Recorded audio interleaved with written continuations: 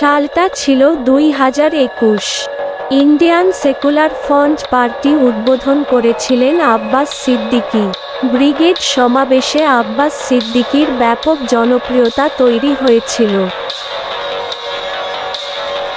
তারপর ভাঙড় থেকে যেতেন একমাত্র এমএলএ নৌশাদ সিদ্দিকী।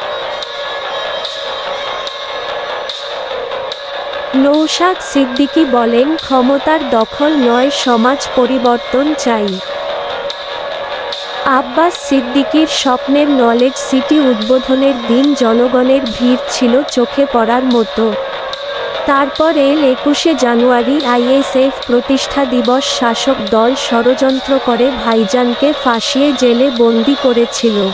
তো শাসক দল বেশি দিন জেল বন্দি করে রাখতে পারেনি।